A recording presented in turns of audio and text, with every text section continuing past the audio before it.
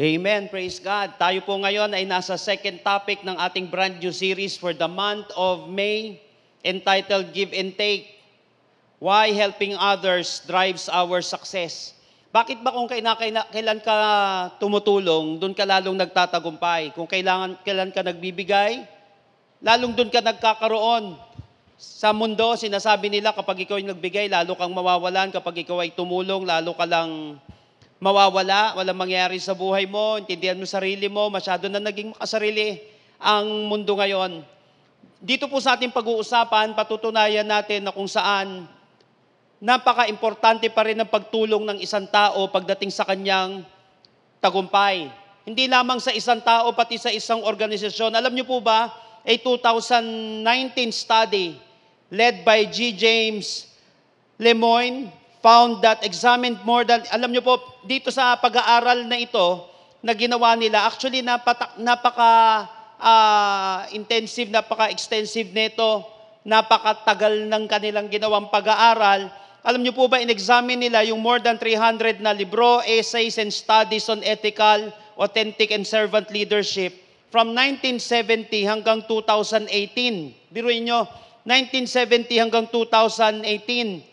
At alam niyo po ba, itong mga researchers na ito, na-discover nila na yung mga leaders na kung saan prioritize nila yung pagtulong sa kanilang mga empleyado, pagtulong sa kanilang mga pinangungunahan, at binigyan nila ng malaking halaga ito, naging servant sila sa kanilang mga pinangungunahan.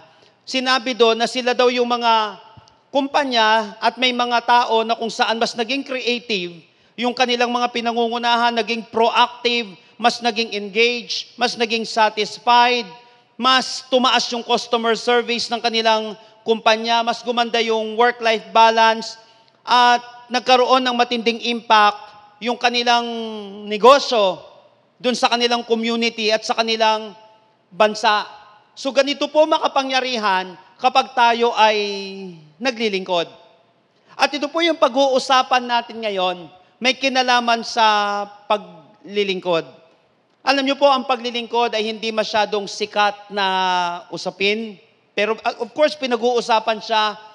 Gustong-gustong pinag-uusapan, gustong-gustong ipinamumukha sa mga tao, pero talagang hindi naman talaga ito ang nangyayari. Bakit po? Remember, everybody wants to be served, but nobody wants to serve.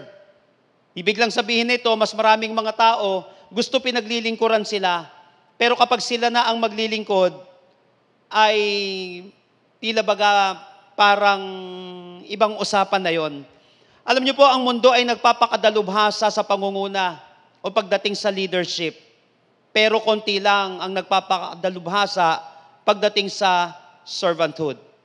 Alam niyo po, nung pinag-aaralan ko po ito, sinabi ko nga, siguro maganda rin minsan mabigyan ng matinding emphasis ito pagdating sa pag-aaral o kaya may kurso na kung saan magawa patungkol dito sa ganito, although meron ng mga ginagawa patungkol dito sa servanthood na ito. Alam niyo po kasi ang paglilingkod ay hindi nakakahiyang gawain. In fact, mas nakakahiyang hindi ka maglingkod. There is a book na kung saan nakapag-strike sa buhay ko dati, if you want to be successful in life, if you want to be prosperous in life, sa mga gustong makabangon financially dito, halimbawa, wala kang kapital pero gusto mong sumagana sa buhay. Isa sa mga main thing doon, isa sa mga susi sa pagsagana ng buhay ng isang tao kahit walang-wala ka is service. Hindi ito nangangailangan ng kapital. Pero nagkakaroon ka ng kapital dito. Pwede ka makapag-umpisa at pwede ka magkaroon ng breakthrough kung magaling kang maglingkod. Kaya lang hindi naman nauunawaan ng iba ito. Sinasabi nila, wala kasi akong kapital. Tandaan natin, of course, kailangan ng kapital, pero hindi mo number one kailangan yan. Para magkaroon ka yan. Para makapag-umpisa ka, para makapagnegosyo ka, para makabangon ka, ang kailangan mo maglingkod. Kasi pag marunong kang maglingkod, dyan ka na makakapag-umpisa.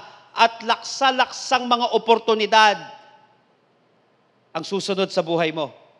if you know how to serve. At ito po yung pag-uusapan natin ngayon.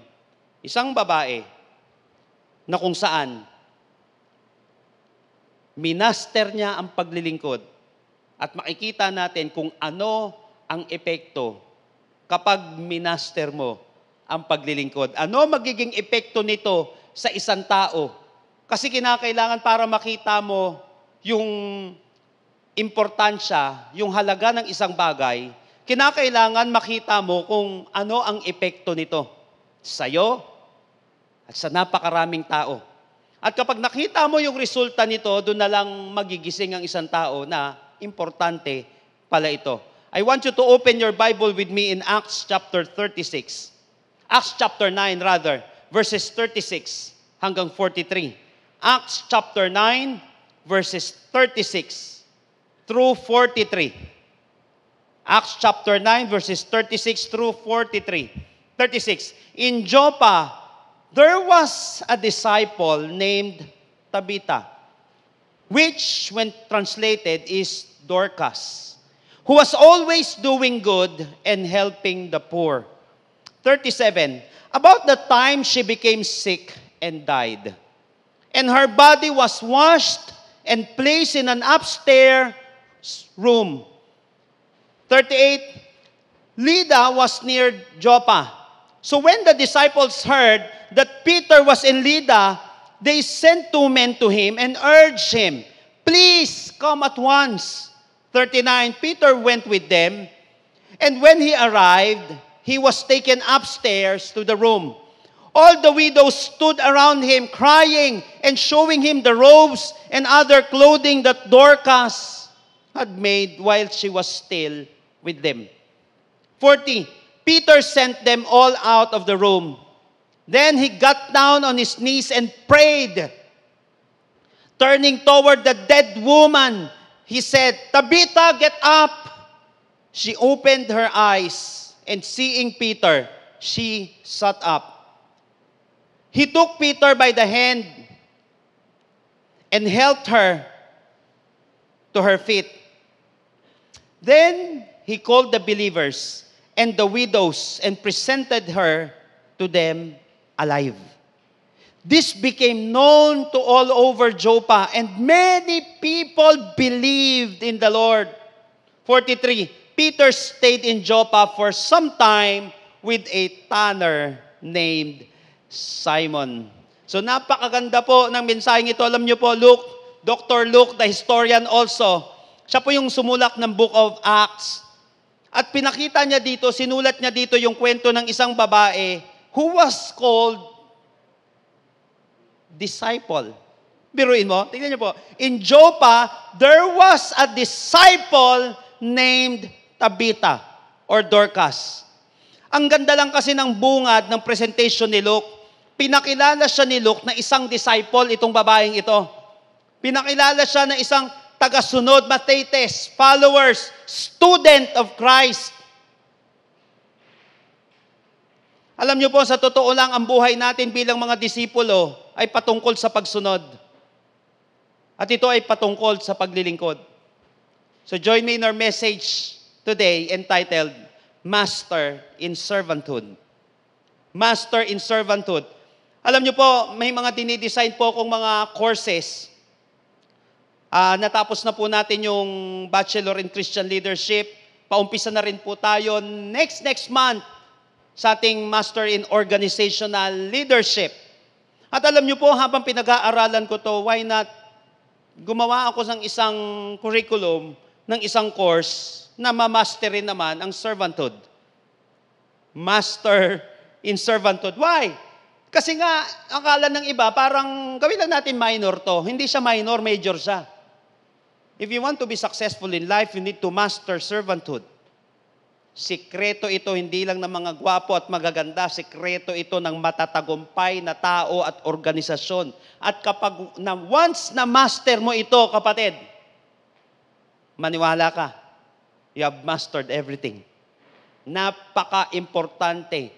Biruin mo ang Panginoon, hindi po marito para paglingkuran, kundi maglingkod, sinabi niya.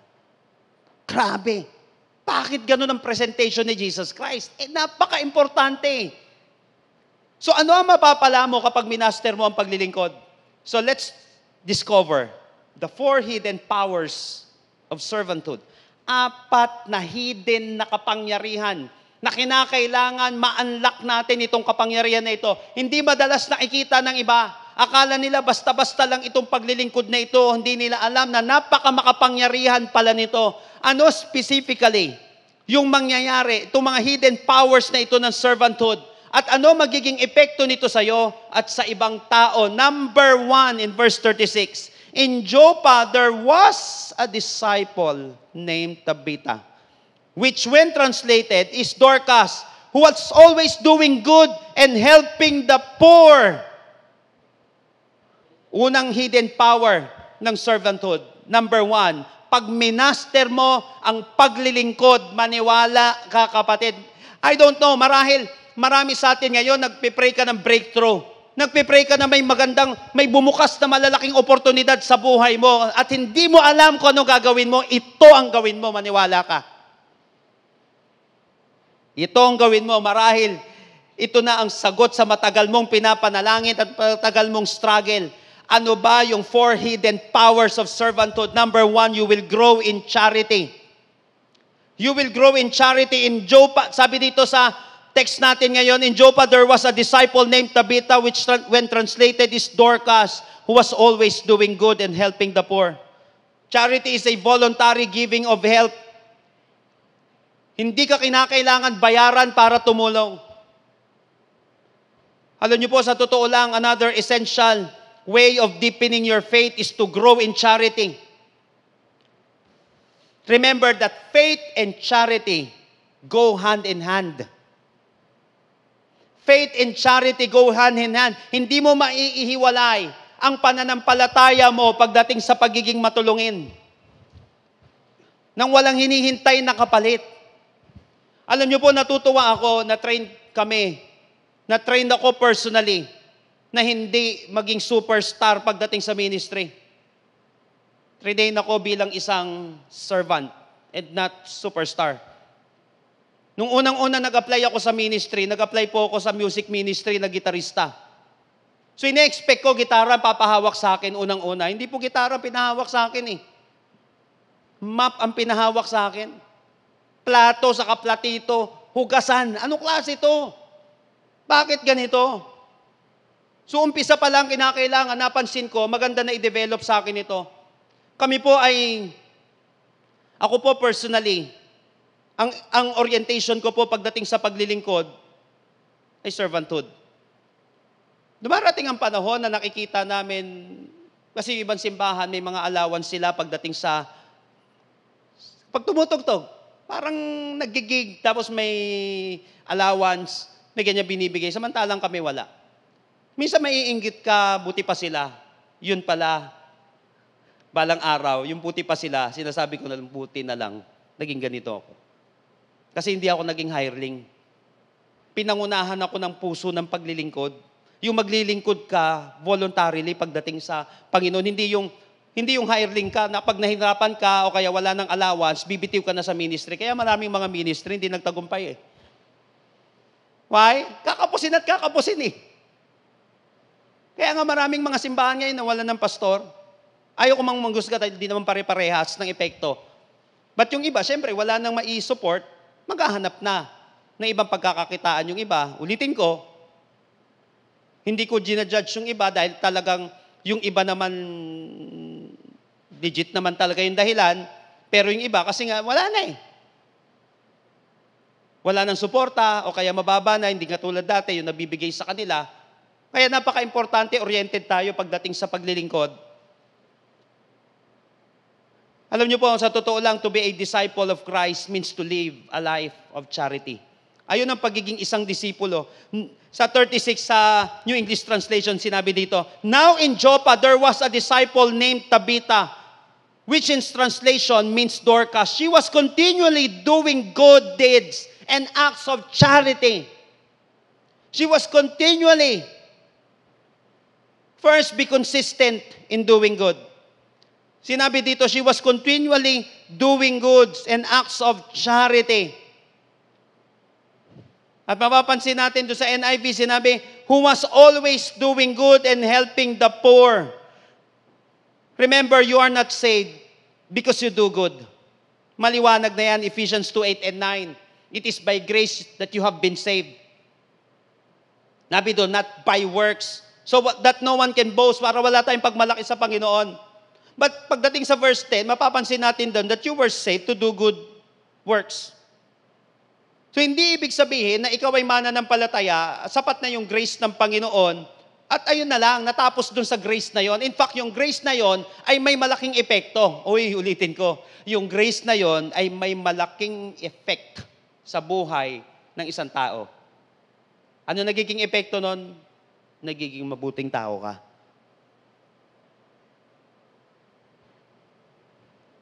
You're not saved because you do good. But doing good is one of the marks that you are really a disciple. Sa totoo lang yung doing good, okay na yun eh. Pero mapapansin mo, yung always, yung gumawa ka ng mabuti, mabigat na yon. Pero yung dinescribe dito, who was always doing good and helping the poor, ibang klase yon. So, ang tunay na disciple, sa totoo lang mga kapatid, consistent yan. Ang growing na disciple ay consistent in doing good. Hindi yan pakitang tao.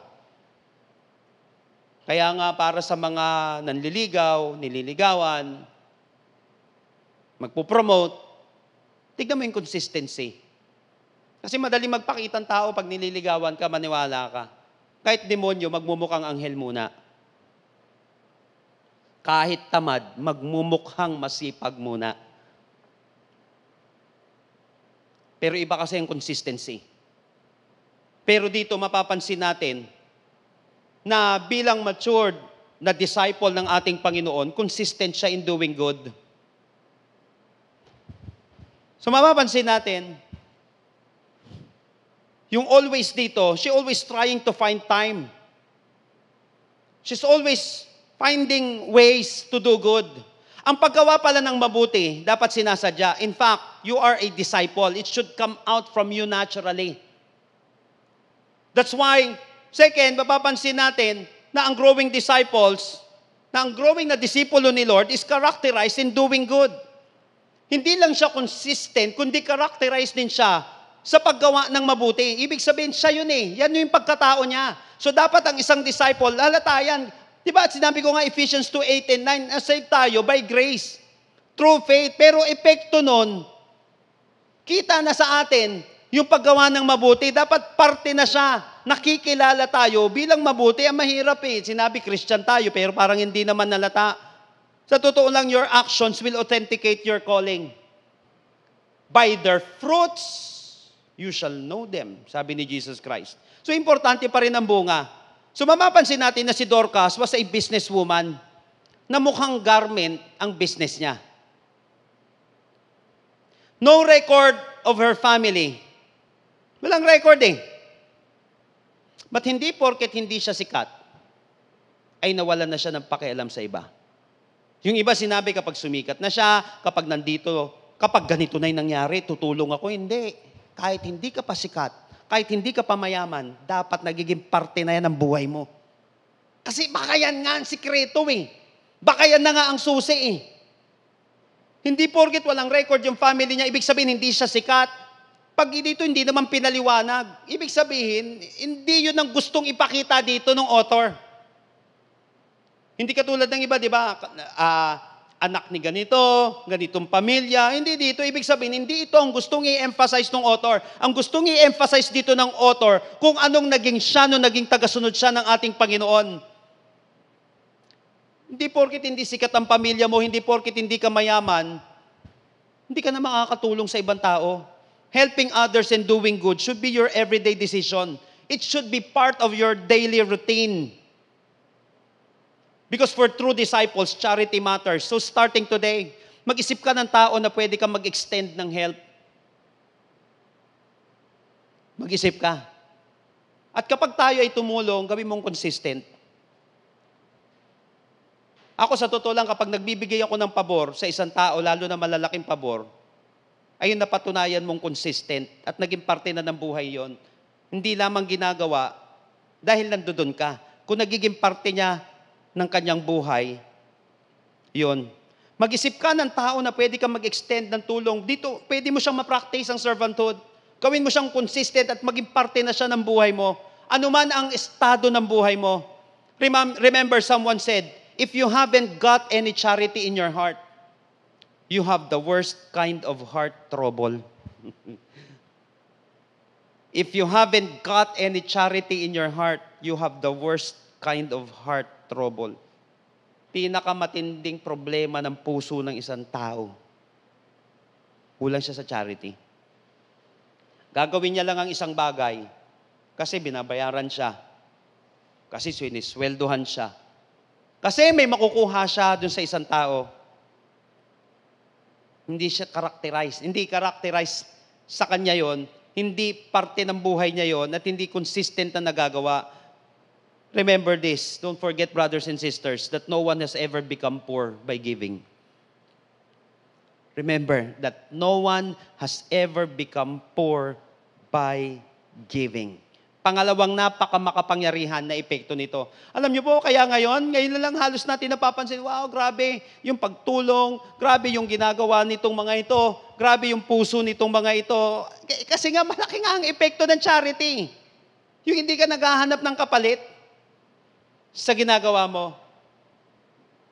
Ayaw ko naman manhusga sa mga kapatid natin na kung saan mga vloggers na nakikita yung kanilang mga mukha sa kanilang pagbibigay, iwas muna. Meron naman talaga doon, hindi totoo, pakitang tao lang. Pero meron naman talaga doon, minsan kinakailangan yun para siguro nakakatulong para pamarisan ng ibang tao.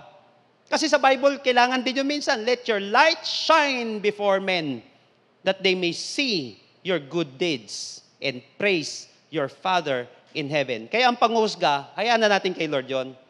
Si Lord ang nakakakita ng motibo ng isang tao at puso ng isang tao. But if you will master servanthood, believe me, you will grow in charity. You will grow in charity. Pangalawa, ito ang ganda nito. Tingnan nyo, 37 hanggang 39. About that time, she became sick and died, and her body was washed and placed in an upstairs room. Biruin mo yun. Tumulong lang. Tapos mamaya, description, she became sick and died. And her body was washed and placed in an upstairs room. Lydda was near Joppa. Yung Lydda, nandoon si Apostle Peter.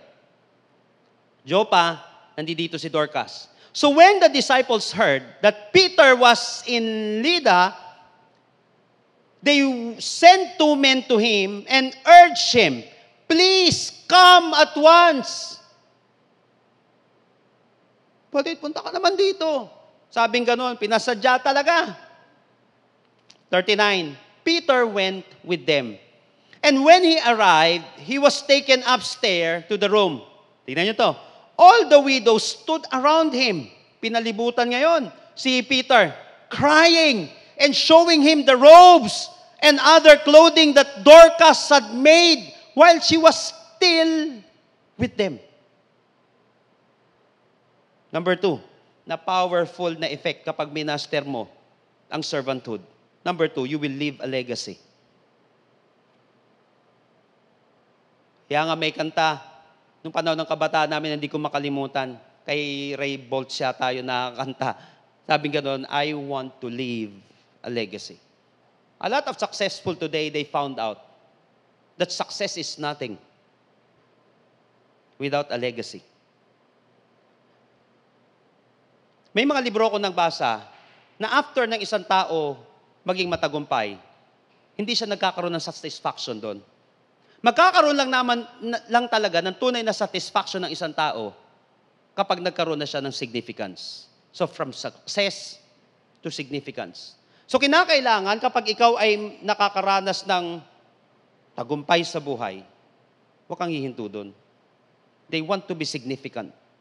Alam mo, sa totoo lang, masarap magkaroon na leader na hindi lamang tagumpay ang gustong mangyari, kundi makapag-iwan ng legacy.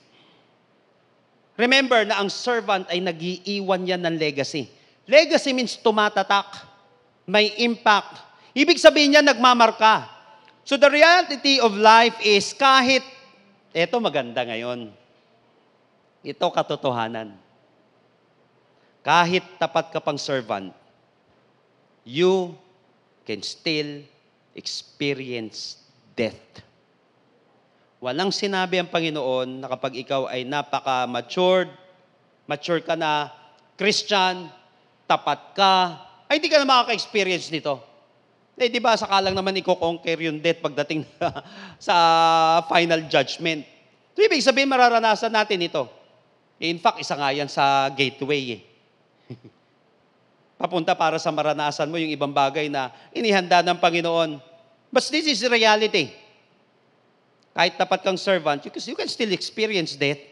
You can still experience, alam mo yun, mga troubles sa buhay. But, I want you to know that true servants are not only charitable, they are also memorable. True servants are not only charitable, they are also memorable. She became sick and died. In verse 39, all the widows stood around Peter. Umiiyak sila at pinakita yung robes at yung clothing na ginawa ni Dorcas nung panahon na kung saan buhay pa siya. So these widows are showing Peter yung mga clothes na ginawa ni Tabitha para sa kanila. It is like saying, Peter, yung babaeng kumalinga sa amin, yung nagbigay sa amin ng halaga, yung umabot sa amin, yung kumupkop sa amin, siya yun. Ito yung mga garments na ito na tanda ng kanyang pagmamahal sa amin. Tanda ng walang sawa niyang pag-aalaga at pagkupkop sa amin. Mga widows na nandito. Tanda ito ng kabutihan ng babaeng ito. Remember na ang mga genuine na mga servants ay hindi lang charitable. Sila ay memorable rin. Kaya nga mga anak ng Diyos, is time to serve that will create an impact in someone else's life. Kinakailangan pag naglingkod tayo, dapat nagmamarka. How would you like to be remembered when you died? How? Paano mo gustong maalala kapag ikaw ay wala na sa mundong ito? Uulitin ko, true servants are not only charitable, they are also memorable. Wala na siya. Naaalala pa siya sa mga ginawa niya. Isa pang napansin ko ditong katotohanan that it's not about your duration, but your donation. Pagdating sa pag-iwan ng legacy, pagdating sa pagbibuild ng legacy, natural siya eh. Kaya nga it's not about your duration, but your donation. Always remember, it is not about your duration, hindi patagalan ito.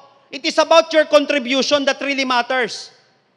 Si Jesus, kung patagalan din lang ang labanan, sabi ko nga, talo na si Jesus Christ. Pagdating sa laman pagdating sa flesh, bakit 33 and a half years lang si Jesus Christ? Eh yung ibang tao, 900 plus. Yung ibang tao, 500 plus. Sige na, average na sabihin na natin 100 plus. Di talo na si Jesus Christ. Pero hindi ganun ang buhay. It's not about your duration, but your donation. Ito masakit. Hindi mo naman alam kung kailan ka mawawala. So umpisahan mo na mag-contribute sa buhay ng isang tao. Umpisahan mo na mag-contribute dyan sa community nyo. Umpisahan mo na, kapatid, na magkaroon ng impact dyan sa family mo. Because you'll never know what will happen tomorrow. Hindi mo alam. Serve and leave a legacy. Napaka-importante po ng legacy kasi yung walang legacy, kung wala siyang legacy, hindi natin siya pag-aaralan ngayon. Kapatid, umpisahan mo nang gumawa, maglingkod na may impact, gumawa ka ng tumatatak. Yung tumatatak sa puso at isip ng ibang tao. Shannon Alder once said, carve your name on the hearts, not tombstones. A legacy is etched into the minds of others and the story they share about you. Sana nagmamarka yung pangalan natin. Hindi ka maigi dito. Hindi dun sa lapida. Wala na tayong pakialam dyan sa lapida. Sana nagmamarka yung pangalan mo sa mga tao. Sa puso nila. At sa isip ng mga tao. Ang tunay na servant ay yung nagmamarka, hindi nagmamantsa. Ang iniiwan, marka, hindi mantsa. Ang isang tunay na servant, ang isang tunay na disipulo ng mga tao, marka ang iniiwan, hindi mantsa. Ito, dinungisan nito buhay ko eh. Ito, sinira nito yung buhay ko eh. Kapatid, legacy. Marka. Hindi mantsa. Pero kapag minaster natin ang servanthood, nag-iiwan tayo ng legacy, nagiging significant yung buhay natin. Hindi na lang tayo inaalala bilang isang matagumpay na isang tao. Naaalala tayo bilang nagmarka sa puso't isipan ng mga tao. Ang hirap mawala nun. Mabubura ang mga nakasulat sa libro. Mabubura ang mga nakasulat sa bato. Pero mas matagal mabura kapag nasa puso at isip ng mga tao. Litin ko, ang tunay na servant nagmamarka, hindi nagmamantsa. Pangatlong napakatinding epekto. Pag minaster ng isang tao, pag nagpakadalubhasa siya, pagdating sa pagtulong, pagdating sa paglilingkod. Pangalawa, sinabi natin, you will leave a legacy. Yung panguna, sinabi natin, you will grow in charity. Pangatlo, eto, tignan nyo, verses 40 hanggang 41. Peter sent them all out of the room. Pinalabas. Then he got down on his knees and prayed. Turning toward the dead woman, he said, Tabitha, get up. She opened her eyes, and seeing Peter, she sat up. 41, he took her by the hand and helped her to see her feet. Then he called the believers and the widows and presented her to them alive. Pansin niyo po? Prinesent sa kanyang patay. Prinesent naman niya sa kanilang buhay. Pangatlong powerful effect ng servanthood is you will find mercy. You will find mercy. Ang marunong maglingkod ay hindi pinapabayaan ng Diyos. Uulitin ko. Ang marunong maglingkod ay hindi pinapabayaan ng Diyos. Napakaraming beses na po mga kapatid na sumadsad yung buhay ko. Both single pa, may asawa, may pamilya. Sadsad talaga. Financially, walang-wala talaga. Kaya lang, alam niyo yun, matik eh. Darating ang panahon, magugulat ka na lang, may magpapadala sa'yo ng ganito. May magbabayad ng bill mo. Di niya naman alam. Walang-wala pala talaga. Namaya dyan, may magpapakain sa inyo, hindi nila alam. Talagang saktong-sakto lang na budget para sa araw na yon. Napagtanto-tanto ko lang, hindi naluluma ang usapin ng paglilingkod. Yung mga taong minaster ang paglilingkod, time will come, they will also find mercy. Mapapakitaan din sila ng habag, mapapakitaan din sila ng kabutihan, kasi ang marunong maglingkod, hindi pinapabayaan niya ng Diyos. Nung makita ni Peter ang matinding servant itong si Dorcas, gumawa siya ng paraan para matulungan siya. Napansin niyo po. Pangalawang napansin ko dito, malapit sa tulong ang mga taong mahilig tumulong. Malapit sa tulong ang mga taong mahilig tumulong. Magnet siya. Biruin mo, andali. Kasi kapag wala ka na bang naiiwan na legacy o kaya hindi mo naman ginagawa ito, parang hindi ka nakakamagnet, isa busy ng tao. Ang daming. Kaya nga minsan, bakit kaya walang tumutulong sa akin? Maraming bagay yan. Baka wala talagang pakialam sa iyo yung mga tao o kaya baka dumating din ang panahon, wala kang pakialam sa kanila. Mas sinabi, pag-pray mo naman ako. O kunyari, pinag-pray mo, pero sa totoo, hindi naman. I will pray for you. Hindi naman niya ginawa. Pero malapit sa tulong ang taong mahilig tumulong. Natural yun, nagmamagnet yan.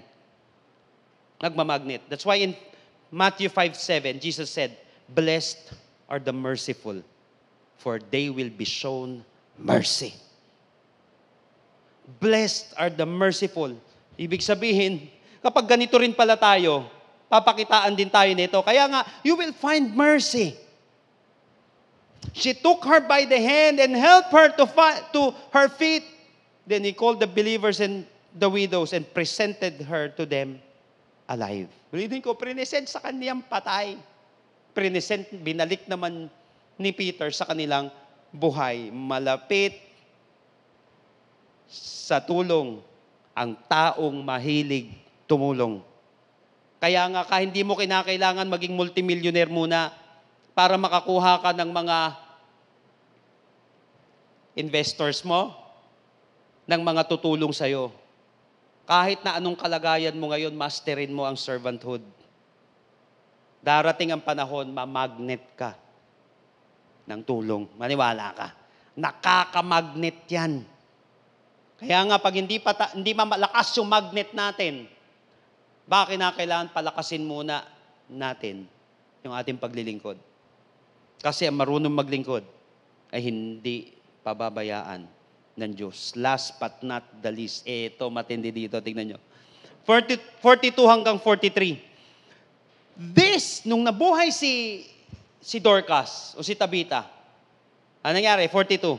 Ang ganda nito. Sinabi dito, this became known all over Joppa. And many people believed in the Lord. Ano nangyari? 43. Peter stayed in Joppa for some time with a tanner named Simon. Napansin mo? Dorcas lang kanina, tapos may biglang sumingit na pangalan. Simon the tanner. Ang-apat na powerful effect ng servanthood is you will unlock a testimony. Mag-a-unlock ka ng isang matinding patotoo. This became well-known all over Joppa and many people believed in the Lord. Sumikat, naging viral yung kwento niya sa buong Joppa. In fact, ito ay napakagandang kwento from death to resurrection. Tiyak na bibigyan ni Lord na napakagandang testimony ang tunay na disipulo na marunong magsilbi sa Diyos at sa kanyang kapwa. Makakapag-unlock yan ng isang napakatinding kwento, napakatinding testimonya. Pagdating sa kapangyarihan at kabutihan ng ating Panginoon, alam niyo po ba, sa totoo lang, una, your testimony is a blessing. Ang testimony, by the way, wala namang imony. Testimony, ibig sabihin galing sa test, galing sa isang matinding pagsubok. Kaya kung galing ka sa isang matinding pagsubok o dumadaan ka sa isang matinding pagsubok, ibig sabihin may niluluto si Lord na isang testimony sa'yo. Pag mo agad iisipin na, wala naman nagmamahal sa akin, wala namang concern sa akin, pinapabayaan ako ng Diyos. Hindi, porket nagkaroon ka ng test, pinabayaan ka ng Panginoon. Sino sa inyo dito, nag-test ka sa board exam? Nagkaroon ka ng board exam.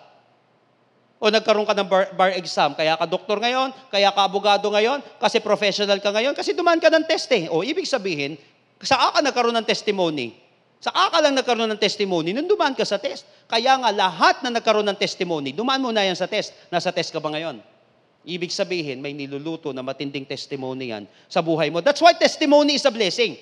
After ng test na yan, magiging testimony yan at magiging pagpapala yan. Ang testimony ng mga tunay na lingkod ng Diyos ay hindi lang, tignan nyo muna ito, tignan nyo, hindi lang siya nakakabilib eh. Tignan nyo. 42. This became known to all Joppa, and many people believed in the Lord. Nung naging viral ito, hindi lang siya sumikat dito. Ginamit ito ng Panginoon para maraming makapaniwala sa Kanya. Your testimony is a blessing. Ulitin ko, ang testimony ng mga tunay na lingkod ng Diyos ay hindi lang nakakabilib, kundi nakakabilib rin. Hindi lang siya nakakabilib. Nakakabilib din. They believed in the Lord. Kaya yan, testimony mong yan na maa-unlock. Dahil sa paglilingkod na ginagawa mo, pag minaster mo yan, maniwala ka, maraming mga tao magtitiwala sa Diyos. Hindi lang sila mabibilib. Kasi kapag nabilib ka, marami naman, they were amazed sa miracle ng Panginoon. Still, sa impyerno pa rin mapupunta. Hindi ka naman mapupunta sa langit dahil na-amaze ka eh. Sa nangyari sa isang tao, hindi naman requirement yun pagdating sa salvation. You need to believe. Those who received Him and those who believe in His name, they gave them the right to become children of God. John 1:12. For God so loved the world that He gave His one and only Son, that whosoever believes in Him will not perish but have everlasting life. Yes, your testimony is a blessing. Kapatid, pangalagaan mo yung testimony niyan. Maglingkod ka sa Panginoon. Maglingkod ka sa iyong kapwa. Masterin mo ang servanthood. Yung testimony niyan magiging pagpapala sa mga tao. Remember this, that your testimony is the key that can unlock someone else's prison. Your testimony is the key that can unlock someone else's prison. Maraming mga tao lalaya sa kwento mo, sa nangyari sa buhay mo. Susi yan. Kaya minsan, sabi ko, hindi naman masama mag-pray ng tagumpay, di ba? Sabi nung iba, hindi dapat ganyan. Dami sa Bible, nag-pray niyan. JBS na lang, oh, that you would bless me indeed and enlarge my territory. Let your hand be with me, keep me from harm, so that I will be free from pain. And God granted this request. Sabi ko, Lord, pagtagumpayin mo po ako para may mga tao, Lord, na matuto kung anong dapat gawin. When I was invited na kumuha ng master's degree sa ibang bansa, siyempre pagkakataon na yon, 100 plus thousand din yun magiging sweldo ko. Maglilingkod ako sa isang church doon habang nag-aaral, tapos sa Amerika pa. Di ba? So, hindi na ako mamumulot ng 25, maghahanap ng barya-barya sa church, hindi na ako maglalakad, hindi na ako mukhang pulube dito sa church. Nakuha po natin yon. Kaya lang, of course, importante sa akin yung word ni Lord kaysa word ng tao. Ano ba ang sinasabi ng Panginoon? Ano ba ang leading sa iyo ng Panginoon dito? Kaya leading sa akin, tumuloy ka. Una, hindi ko maintindihan. Pero ngayon, naintindihan ko na. Yun pala, bibigyan ako ni Lord ng kwento. Bibigyan pala ni Lord ng kwento ang Amazing Hope. Natuklasan ko that majority of churches in the world is either stagnating or declining. Kapag nagkaroon tayo ng kwento, maraming mga tao na kung saan nawawalan ng pag-asa at hindi alam ang gagawin na matutulungan natin. Sa pag-angat mo sa buhay, maraming mga tao, hindi lang naman, wow, umangat siya sa buhay. Tatanungin ka, paano mo nagawa yun? Anong ginawa mo? May pag-asa pa ba talaga? Totoo ba yan? Your testimony is the key that can unlock someone else's prison. Sa mga nakakaranas ng depression, anxiety, rejection, pasa mo yung testimony. Pasa mo yung test para siya yung maging testimony. Dahil maraming mga tao makakalabas niyan sa depression. Dahil meron munang nakalabas niyan. Maraming mga tao makakalaya sa kanilang oppression. Maraming mga tao makakalaya sa ignorance. Maraming mga tao makakalaya sa kulungan ng kasalanan, sa kulungan ng kahapon, sa kulungan ng mapait na pangyayari sa kanyang buhay dahil may isang ikaw na kung saan nakaranas ng mga bagay na yan. At titignan nila, tatanungin ka nila, pag-aaralan ka nila, anong nangyari sa kanya. Again, your testimony is the key that can unlock someone else's prison. Verse 43. Ito nangyari. Di ba, many people believed in the Lord. Verse 42. Naman to. Verse 43, Peter stayed in Joppa for some time with a tanner named Simon. Second, your testimony is contagious. Kakahawa siya. Tingnan niyo po. Peter stayed in Joppa. Nasa Lida siya nag-stay. Dito na siya nag-stay ngayon. Pumunta na siya sa bahay ni Simon the Tanner. Napansin mo? Una kaninang pinipresent si Dorcas na matulungin. Mamaya, dyan, may tumulong na rin sa kanya para dun sa manirahan. Sa isang negosyante na nagngangalang Simon. Tanner. Ang ibig sabihin ng tanner, ito yung skin, balat, na kung saan ginagawang leather. Skin na ginagawang leather. Biruin mo, your testimony is contagious, nakakahawa. Dahil nakita nila, powerful palang pagtulong, ang sarap palang tumulong, ang sarap palang gumawa nito, may nangyayari pala sa buhay mo, mamaya nagkakaroon ng domino effect ito. Alam mo ba, maraming mga tao pinapanood ka ng anak mo. May mga bagay na kung saan hindi mo maituturo in words. Pero kukopyahin ka nila dahil sa pagmumodelo mo. Minsan hindi mo ipinipilit sa kanila, pero nakaka-influence ka sa kanila. Why? Your testimony is so contagious.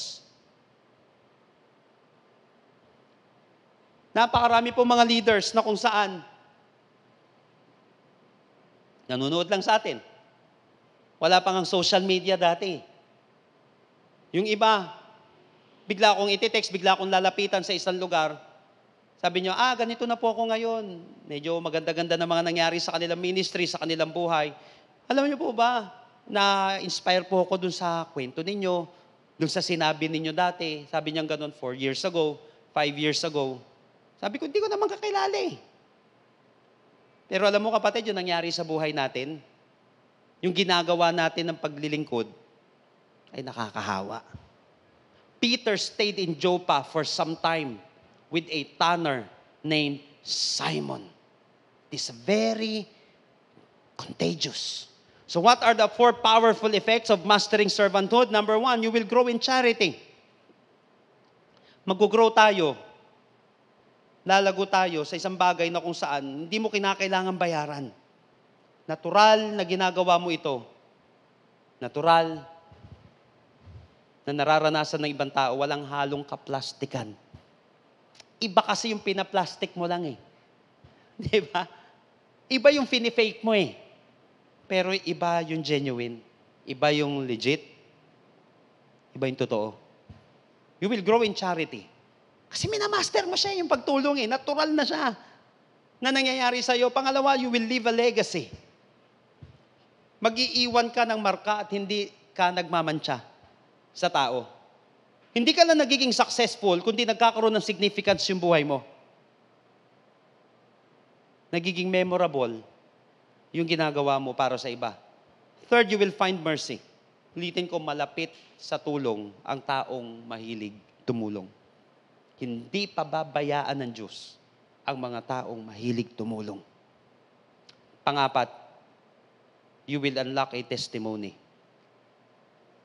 Diyan sa ginagawa mong yan, maraming, alam mo yon, maraming mga kwento ang lalabas sa buhay mo. Maraming mga kwento na kung saan magiging susi para makalaya ang isang tao na nasa kulungan.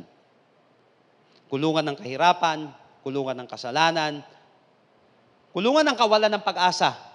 Dahil nakita nila, pwede pala mangyari yun kasi nangyari sa'yo eh. Kasi nangyari sa'yo. Winston Churchill once said, we make a living by what we get, but we make a life by what we give. We make a living by what we get, but we make a life by what we give. So the beauty is not who you are on the outside. It is the passion and compassion you gave away to save another struggling person like you. Ang tunay na beauty ay hindi lang makikita yan sa labas, kundi ito yung passion at compassion na binigay mo sa isang tao. Another struggling soul like you. Biruin mo, ang dami naman problema eh. Dami yung pinagdadaan sa buhay. Bakit? Ba't nagpo-focus ka pa sa ganyan? Ba't patulong-tulong ka pa? Bakit pabigay-bigay ka pa? Ikaw nga dapat ang bigyan eh. Hindi nauunawaan ng tao yung kapangyarihan nito. Kaya maraming mga tao naging mas kasarili sa mundo natin. Bakit? Tumitindi yung pangangailangan eh. Kaya gusto ko kapatid, maunawaan natin. The more na tumitindi yung pangangailangan, the more dapat nag-e-extend ka ng tulong sa ibang tao. Lahat tayo ay may magagawang tulong sa iba't ibang kapamaraanan. At hindi mo alam kapatid kung ano mag-o-open na oportunidad diyan sa ginagawa mong yan, hindi lang sa'yo, kundi sa ibang tao. Uso na ngayon ang hawaan ng mga kabalbalan sa buhay. Maraming mga nagba-viral na kung saan kinokopya ng mga tao dahil sa mga kabalbalan nila sa buhay. Giging sugalero na yung mga tao, nagiging masamang tao na sila, nagiging bastos na sila, nagiging immoral na sila. Sa mga nakikita ng mga tao, biruin mo yung mga kabataan na winawasak mo yung buhay kapag ganyan ka. Dahil kinokopya nila tayo. Hindi ko sinasabing perfect tayo. Kaya lang ang gusto natin dito, pinapakita sa atin dito, kapatid, may magagawa kang mabuti. Habang ikaw ay nabubuhay, simulan mo maglingkod. Huwag mong sayangin yung buhay na yan. Masterin mo, kapatid, ang paglilingkod because you will grow in charity. You will leave a legacy and you will find mercy. You will unlock a testimony. Naalala ko, ulit ito, tingnan nyo, sinabi dito, Peter stayed in Joppa for some time with a tanner named Simon. Alam niyo po, dito sa verse natin ngayon, 43, at sa susunod na chapter 10, verses 6 hanggang at 32, binanggit ulit itong Simon the Tanner na ito. 3 beses. Hindi nagkataon na 3 beses binanggit itong Simon the Tanner na ito na kung saan naapektuhan din ng testimony, naapektuhan na nangyari dito sa buhay ni Dorcas. Alam niyo po ang implication dito? Alam niyo po ang implication dito? Napaka-importante. The fact that Peter was willing to dwell with a tanner, inire-reveal nito na nagkakaroon ng matinding shift yung ministry ng Christianity. Tignan mo, tanner, yung skin. Kasi malapit siya sa dagat eh. Ibig sabihin, gumagawa siya ng leather. Para magkaroon ka ng leather, may kaakibat na dugo yun. At dahil ikaw, lagi kang humahawak ng dugo, dahil negosyo na ito eh. Ibig sabihin, kung ikaw ay Hudyo, you were ceremonially unclean. Kapag ikaw ay ceremonially unclean, at that time, hindi ka pwedeng lapitan ng mga tao. Madumi ka. Napansin mo? Tapos yung gumagawa ng himala, na ginamit ng Panginoon na pangalan ay Pedro, yung leader of the band of disciples, pag-alis ni Jesus Christ, kasama yung makasalanan na ang pangalan din ay Simon. Makikita natin dito na nag-o-open na ang gospel para sa mga taong makasalanan. Na kung saan matagal nang hinusgahan, parang wala ng pag-asa. Kasi yun na ang kanilang ikinabubuhay at gano'n na ang kanilang buhay. Pinapakita lang dito yung grace ng ating Panginoon. Na no matter who you are, ano man ang naging tingin sa'yo ng ibang tao, siguro, napansin mo, nagulat siya kay Sape. Bakit na lang winelcome, pinag-isipan ko maigi, bakit na lang ganun na lang yung pagkalinga na ginawa ni Simon the Tanner doon kay Pedro? Kasi una, ito nakita niya, bawal ngang humawak ng patay sa kanilang religion eh. Yun palang nakita, paghawak ng ganun, pinuntahan niya, nangyari dito? Kakaiba na to, yung ginagawa niya. Tanggap niya tong mga ganitong tao. Ano nangyayari? Ibig sabihin, willing din itong Peter na ito natanggapin ako. Willing din yung Diyos na yun na kung saan bigyan ako ng himala sa buhay. Maybe, ang nakita ni Simon the Tanner, yung himala na nangyari kay Tabitha. Pero naghahangad din siya na magkaroon ng himala ng pagtanggap at kaligtasan at habag ng ating Panginoon. Gusto ko malaman mo, kapatid, na hindi natatapos kay Dorcas o kay Simon the Tanner ang grasya ng ating Panginoon. Mahal ka ng Panginoon, kapatid. At anuman ang karumihan, kamatayan, o pagsablay na nangyari sa iyong buhay, handa ang Panginoon umabot sa mga katulad mo at katulad ko. I want you to close your eyes right now.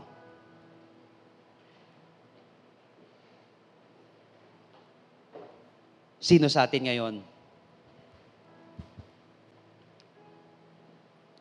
feeling mo may malaking nawala sa buhay mo? You're like Dorcas. Di ka man literally patay. But you're hopeless. O kaya nakita ka ng mga taong wala na. Wala nang pag-asa. Or maybe you're like Simon the Tanner. Stained by sin. Halata. Kitang-kita. But gusto ko malaman mo, kapatid, mahal ka ni Jesus. So if you are this person right now, sinasabi mo, Lord, I want to be accepted by you. Linisin mo po ako, Panginoon. Patawarin mo po ako. Buhayin mo ako, Lord. I want true life. I want life, Lord. Kung ikaw man itong taong ito, kapatid, nananalangin ka na muli ka makabangon, muli kang makaahon, at maramdaman mo, kapatid, yung pagtanggap ng Panginoon sa buhay mo, no matter who you are. Mananalangin tayo sandali, but make it your personal prayer. And I believe that after this, your life will never be the same again. Hindi nagkataon na napakinggan mo ang mensaheng ito. But the Lord wants to touch you. Gusto ni Lord gumawa ng himala sa buhay mo. Gusto ni Lord muling may mabuhay sa iyo. At gusto ni Lord makatanggap ka ng pagtanggap mula sa Kanya. Tell it to Jesus right now. Lord Jesus, come into my life. Come into my life. I surrender my heart to you. I surrender my heart to you. I admit that I'm a sinner. I admit that I'm a sinner. But I believe that you are my Savior. But I believe that you are my Savior. Starting today, Starting today, be the Lord of my life. be the Lord of my life. Cleanse me. Cleanse me. Save me. Save me. In Jesus' name. In Jesus' name. Amen. Amen. Kapatid, kung pinanalangin mo ito for the very first time, believe me, sapat yung nakita mo na ang Diyos ay handang umabot ng mga taong patay. Ng mga taong bagsak. Ng mga taong walang pag-asa. Ng mga taong nalublob sa kasalanan at karumihan. Mahal ka ni Jesus. And for all of you right now, nawawala na ng pag-asa sa buhay. Kahit mga nakapaligid sa Kanya, nawawala na ng pag-asa. Kapatid, maniwala ka, maraming mga tao na katulad lang ni Simon the Tanner, nanonood-nood. Ano nangyayari dito? Balang araw, makikita nila yung ginawa ng Panginoon sa buhay mo, hindi mo alam, nakakapagpasa ka ng pag-asa. May isang makasalanan, or isang mabuting tao, pero nakaranas ng malaking dilubyo sa kanyang buhay, o kaya nagkaroon ng matinding pagsubok na kung saan pwede pa pala maghimala sa kanya. May mga anak ka na nanonood sa'yo. May mga taong nakapaligid sa'yo. na makikita ang kilos ng Panginoon. Lord, I pray right now, pagkalooban mo po, Panginoon, ng testimony ng miracle ang taong ito. Meron dito, Lord, tinaningan na siya ng kanyang doktor. But Lord, we believe that you are our greatest physician, Lord. In the name of Jesus, I pray right now for healing. I pray, God, for miracle in Jesus' name. Somebody right now na nakakapakinig ay makakaranas ng himala at magkakaroon ng testimony mula sa Panginoon. Ang Panginoon ay gumagawa pa rin ng himala, umaabot pa rin ng mga tao. Ngayong oras na ito, Lord, I pray, pagkalooban mo po, Panginoon, ng testimony ng miracle, ng testimony ng matinding provision. Meron dito, Lord, lumubog siya financially. But I pray, God, for a testimony of financial breakthrough in the name of Jesus. Meron dito, Panginoon, sa ikinain ng matinding depression. Lord, I pray for peace which transcends all understanding in the name of Jesus. Makikita ng mga taong dumadaan din sa ganitong pagsubok yung kilos ng Panginoon. Dahil ang testimony na gagawin ni Lord sa iyo ay hindi lang nakakabilib, kundi nakakabilib din. Mananampalataya sila sa kilos ng Panginoon sa iyong buhay. Right now, kapatid, lapit ka sa Panginoon. May ginagawa ang Panginoon sa iyong buhay. I will give you 1 minute right now. Just approach God right now. Just believe in the power of God. Ginawa ng Panginoon sa kanila. Kaya rin gawin ng Panginoon sa iyo. Because Jesus is the same yesterday, today, and forever. Yung Diyos na nagliligtas dati ay siya ring Diyos na nagliligtas ngayon. Lord, gamitin mo po ang bawat isa. Naging mabuti ka sa buhay namin, Panginoon. Hayaan mo po, Panginoon, ang mga testimony ito ay magamit, Panginoon, para sa kaluwalhatian mo. Hayaan mo, Panginoon, na yung habag na naranasan namin ay may pasa din namin sa iba. Hayaan mo, Panginoon, na yung mga bagay na ginawa mo sa aming buhay ay magawa din namin sa iba. Panginoon, sa pamamagitan mo, sa iyong kapangyarihan, Panginoon. Ngayong oras na ito, kapatid, magpagamit ka kay Lord. Hindi mo kinakailangan maghintay.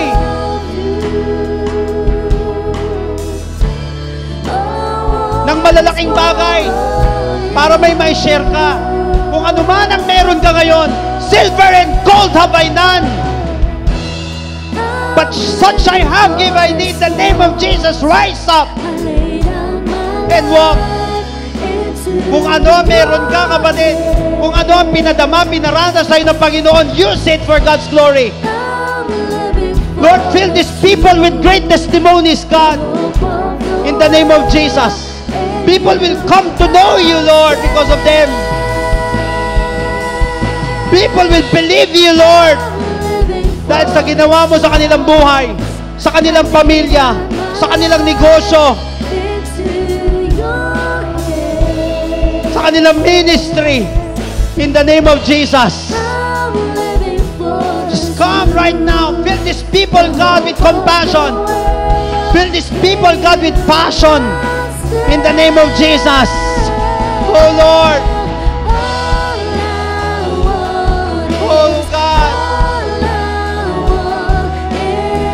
Just come to Jesus right now. Let God rule. Let God reign. Let God touch you right now. Lord, pagkaloob mo ba po ng breakthrough, Lord, ng bawat isa. I pray, God, for great testimonies. I pray, God, for miracles, for healing. In Jesus' name, use these people, Lord. Makikita na lang ng mga tao, Panginoon, yung ginagawa mo sa kanilang buhay. Gagamitin mo po ang bawat isa sa amin. In the name of Jesus. Oh, Lord.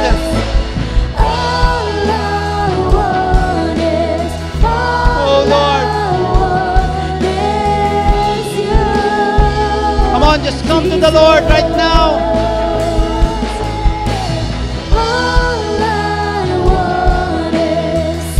Hingi ka ng grasya ng Panginoon. You need the presence of God. Samahan mo po ang bawat isa.